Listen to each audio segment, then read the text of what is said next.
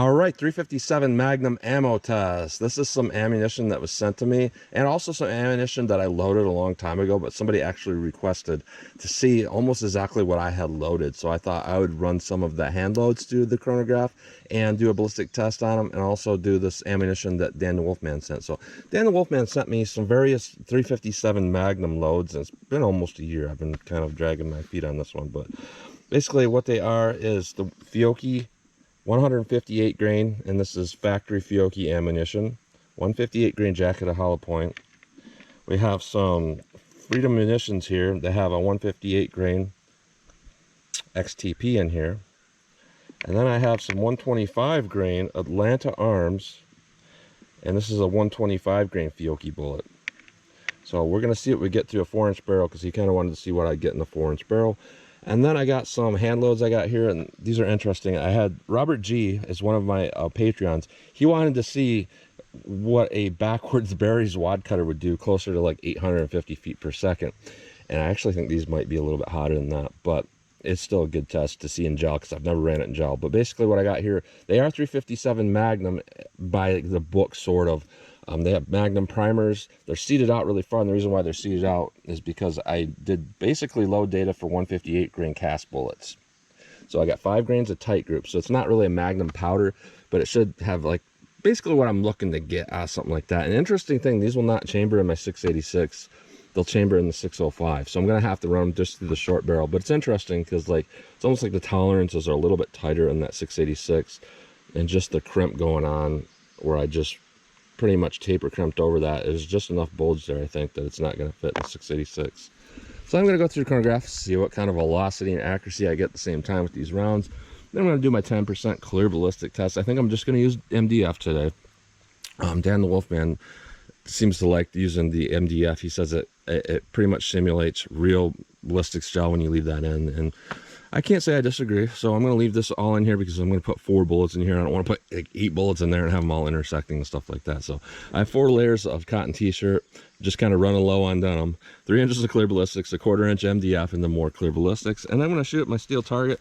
And I think I'm going to do 40 yards today because, you know, Dan the Wolfman's been doing some dickin' drills and stuff like that with that, you know, that guy that shot 40 yards. So I want to see what these will do from 40 yards with my 686. So let's get started with this test. All right, I'm about 5 yards from the target, 4 yards from the chronograph. First up, I'm going to do 3 rounds of the Fiocchi 158 grain. Then I'm going to do 3 rounds of the Freedom Munitions 158, and then I'm going to do the 125 grain Atlanta Arms. So here is our Fiocchi factory 158 grain. 1211, 1199. No read. Let me run one more. One more factory Fiocchi, see if I can get a read. 1176. So now it's the Freedom Munitions 158 grain XTPs. 964, and that's not an error. That had almost no recoil.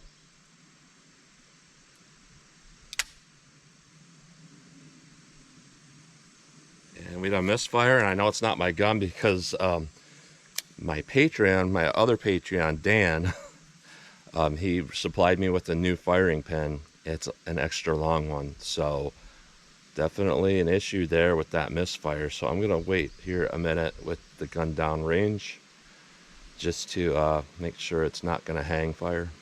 It's been long enough. Very light primer strike, so those are very hard primers. Let me strike it one more time. Let me go single action because sometimes that can strike it a little bit harder. Freedom Munitions. Interesting, no read. One more. 910. So those are pretty low for our velocity. So let me grab these 125 grain Atlanta Arms loaded with Fiocchi bullets here. We'll see how these do.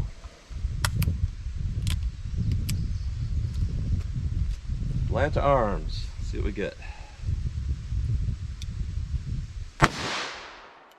1289.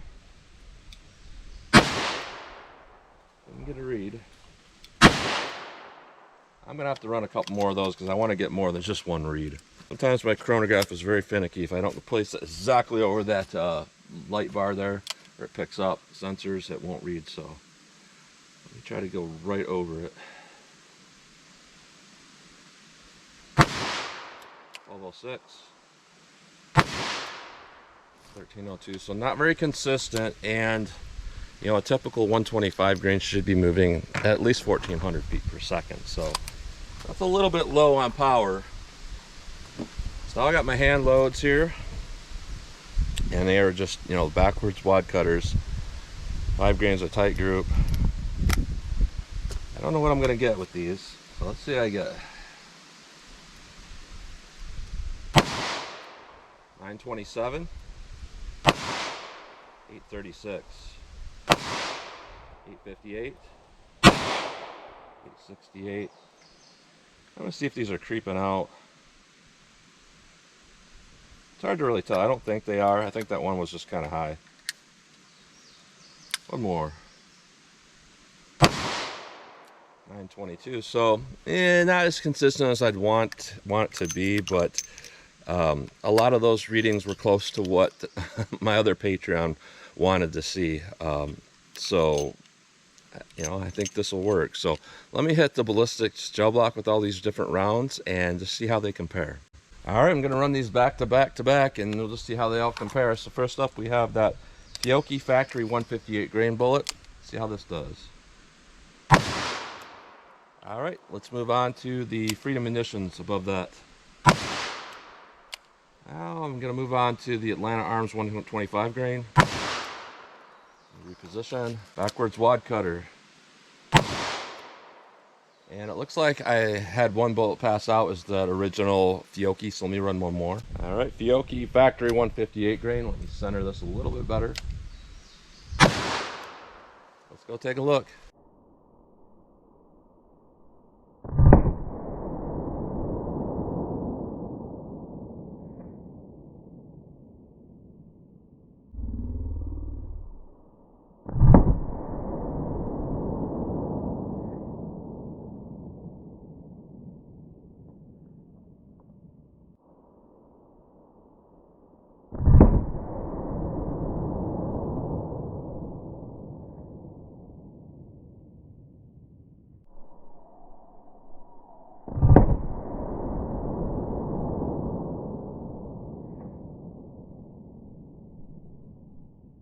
All right, so I got all of those captured in there. First up, the Fiocchi 158 grain. I actually had a good deal of punch in my hand. It felt like a really good round, but that bullet design is just not particularly good because we're at about 22 3/4 inch penetration. All right, with our Freedom Munitions 158 grain, I actually turned around backwards. We got about 19 3/4 inch penetration, which that's okay penetration, but that's just because it's very weak. We can definitely see a spot under here where it tumbled. And with our 125 grain, that's the only one I see any expansion on that bullet. It does appear it went down a little bit, touched the bottom of that shelf, but not significant enough that it would affect this. 21 inches of penetration, a little bit of expansion there. Now with our backwards wad cutter, actually did pretty good damage here. And it's probably tumbling right there. Didn't expand, but it went to a penetration of about 16 inches even. And it's, you know, it didn't over penetrate. It looks like it did its job pretty well. The only question on something like that is, with it being backwards like that, how is it going to shoot? So I think along with these Magnums out of the 4-inch barrel, I'm going to shoot from 40 yards with those, because that would, you know, give me a lot of telltale signs if something was off with those. So let me shoot from 40 yards and see what I get with these. All right, 40 yards from the target, I'm going to start up with our Freedom Munitions.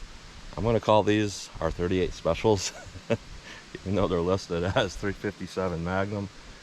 But let's just see how they shoot from 40 yards here.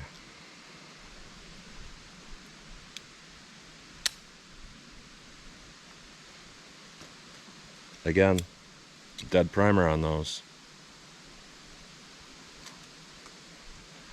I'm going to kick that out because I just don't want that in the gun. Again, light primer strike, so I'm going to have to go single action on these to get them to fire probably. So, see what I can get.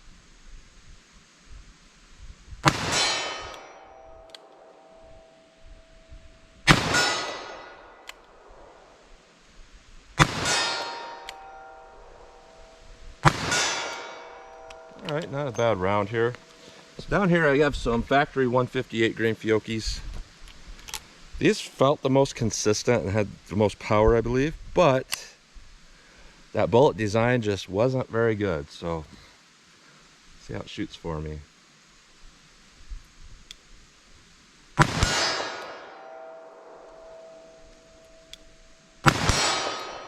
Even without a good bolt design, that felt about right.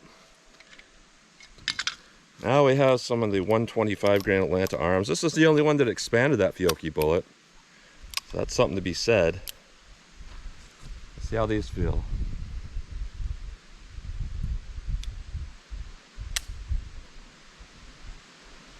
Red primer on that. Interesting. I'm opening it up because I could tell right away that's like a hard primer. So let me run this one single action.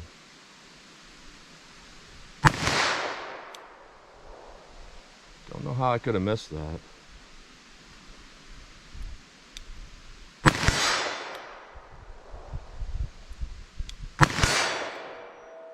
All right. Accuracy wise, not too bad. I got my little hand-loaded weird little things here.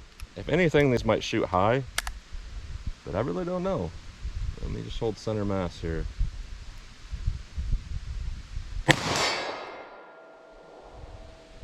Yeah, they shot a little high. So I'm going to aim a little bit low.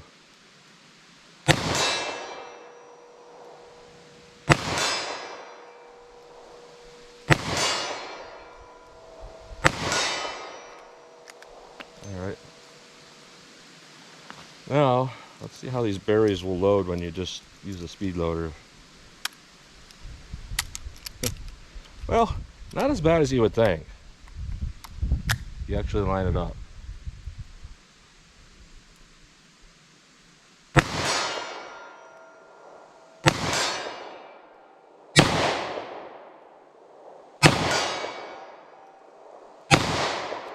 Well, a couple of them got away from me. I think they shot a little bit to the left because of this trigger.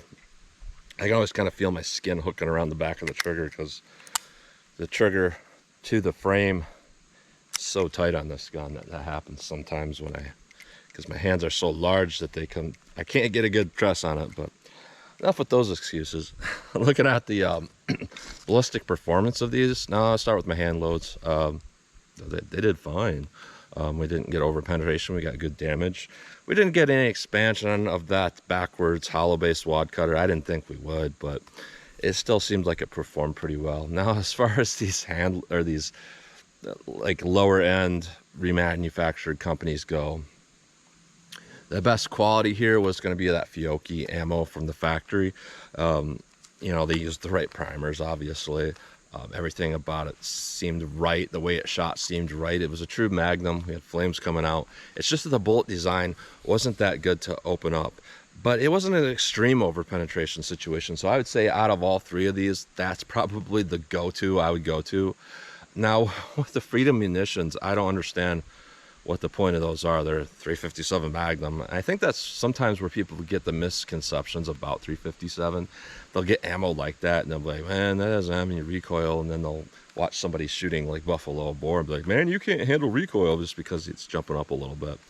And they think they can because of that cheap ammo. But yeah, I would not call that 357 Magnum. That's kind of a joke.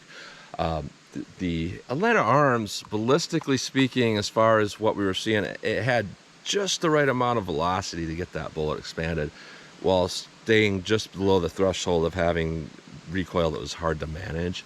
But again, dead primers on ammo is not a good thing. They're using very hard primers. And the one I kicked out here of Freedom Munitions, it's the same type of thing going on here where it's barely a dimple in that primer. And that tells you it's potentially a rifle primer or something like that. So overall, I'm gonna stick with my go-to 357 Magnum ammo. Even the cheap Remington stuff that's semi-jacket at hollow point, even though we're dropping off those velocities to where it's like 1350 feet per second, because of the bullet design, it's still shooting fine. So that's what you get today. Let me run this one more time. It fired, but I missed. So as always, comment, share, and like, and thanks for watching.